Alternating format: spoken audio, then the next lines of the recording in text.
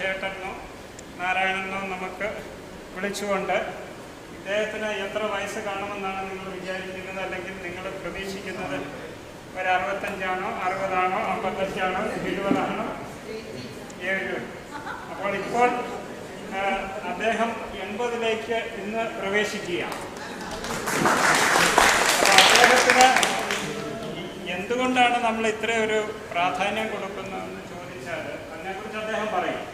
ഒരു പരിധിവരെ നിങ്ങളെക്കാട്ടിലുമൊക്കെ പ്രകൃതി ജീവന ചികിത്സാ രീതികളും മനസ്സിലാക്കുകയും അത് ആത്മാർത്ഥമായിട്ട് ജീവിതത്തിൽ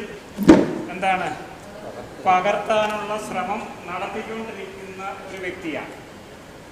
അപ്പോൾ അത് വളരെ കോൺഫിഡൻ്റ് ആയിട്ടാണ്. പുള്ളിക്കുണ്ടായിരുന്ന അസുഖം പ്രകൃതി ചികിത്സയിലൂടെ ഏതാണ്ട് 99% മാറ്റാൻ അദ്ദേഹത്തിന് പറ്റിയിട്ടുണ്ട്. ഇപ്പോഴും അത് ഫോളോ ചെയ്യുന്നത് കൊണ്ടാണ് അദ്ദേഹം ഈ പ്രായത്തിൽ നിങ്ങളെക്കാട്ടുമൊക്കെ ഒരു പക്ഷേ വളരെ സ്മാർട്ടായിട്ട് എനർജറ്റിക്കായിട്ട് കറണ്ട് പോയല്ലേ ഈ അവസ്ഥയിലും തുടരുന്നത് എന്ന് നിങ്ങൾ മനസ്സിലാക്കാം. അപ്പോൾ അദ്ദേഹത്തിൻ്റെ ഇപ്പോഴത്തെ ആരോഗ്യാവസ്ഥയും അദ്ദേഹത്തിൻ്റെ മനോഭാവവും നമ്മൾ മനസ്സിലാക്കി അത് ഉൾക്കൊണ്ടുകൊണ്ട് നമ്മളും ആരോഗ്യത്തോടു കൂടി ജീവിക്കാനുള്ള ഒരു തീരുമാനം അല്ലെങ്കിൽ ആ വഴിയിലേക്ക് നിങ്ങളും മടങ്ങി വരിക എന്നുള്ളതാണ് നമ്മൾ ഇതുകൊണ്ട് ഉദ്ദേശിക്കുന്നത്. അപ്പോൾ അങ്ങനെ ഇന്നലെ എന്നോട് രാവിലെ വന്ന് ബഹുമാനപ്പെട്ട അദ്ദേഹം എന്നോട് ചോദിച്ചു, സാറേ എൻ്റെ ഇങ്ങനെയാണ്, എനിക്ക് എല്ലാവർക്കും ഒരല്പം മധുരം കൊടുക്കണം എന്നോട് പറഞ്ഞു. ഞാൻ പറഞ്ഞു ആയിക്കോട്ടെ എന്ന് പറഞ്ഞു. അപ്പം അത്യാവശ്യം ഓരോ ഈന്തപ്പഴം കൊടുക്കാനാണ് ആദ്യം അദ്ദേഹം പ്ലാൻ ചെയ്തിരുന്നത് എല്ലാവർക്കും.